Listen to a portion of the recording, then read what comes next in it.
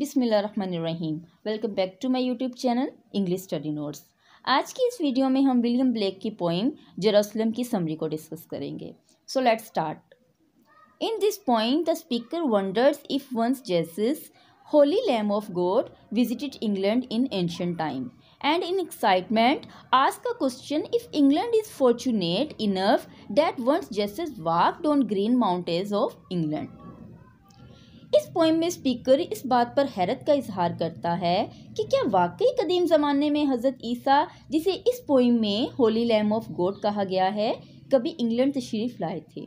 और स्पीकर पुरजोश अंदाज में एक सवाल पूछता है कि क्या इंग्लैंड की सरजमीन कभी इतनी खुशकिस्मत रही थी कि इसके सरसब्ज़ पहाड़ों पर कभी हज़रत ईसा घूमे फिरे हों।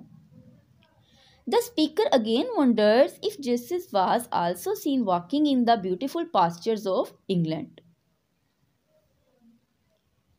स्पीकर एक मर्तबा फिर हैरत का इजहार करता है कि क्या हज़रत ईसा कभी इंग्लैंड की खूबसूरत चरागाहों में घूमते फिरते देखे गए थे। The speaker once again asks if England was so sacred a country whose people once saw the bright divine face of Jesus।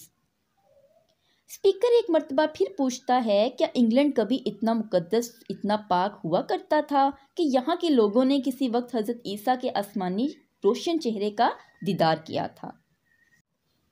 The speaker asks another question if Jesus built a new Jerusalem like a heavenly city in England where so many factories and mills have now been constructed and these industries are polluting the atmosphere with dark smoke।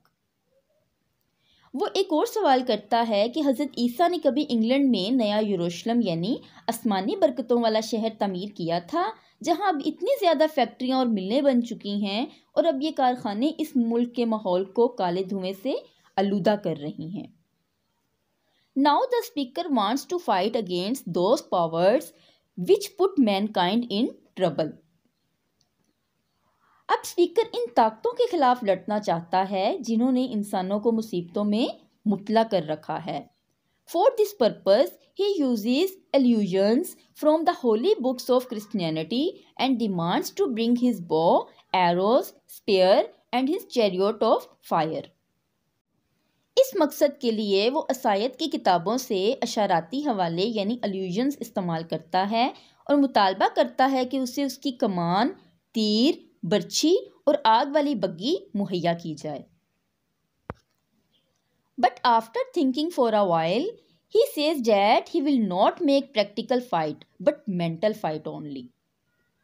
लेकिन फिर वो कुछ सोचने के बाद कहता है कि वो इन हथियारों के साथ अमली नहीं बल्कि सिर्फ ज़हनी जंग लड़ेगा। In this situation, his sword will be his pen, which will keep on writing against the malafide people and system। ऐसी सूरत हाल में इसका कलम उसकी तलवार बनेगा और ये हथियार बदअनवान लोगों और निज़ाम के खिलाफ हमेशा बरसरे पैरकार रहेगा।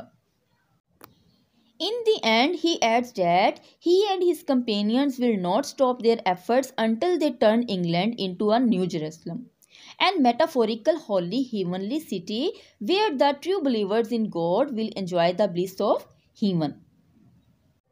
आखिर में वो मज़ीद कहता है कि वो और उसके साथी इस वक्त तक अपनी कोशिश नहीं छोड़ेंगे जब तक वो इंग्लैंड को नए यरूशलेम में तब्दील ना कर दें, जो कि स्पीकर के मुताबिक एक अस्तिराती यानी मेटाफोरिकल मुकद्दस और खुदाई शहर है जहां खुदा पर सच्चा मकान रखने वाले लोग जन्नत की नेमतों के मज़े लेंगे।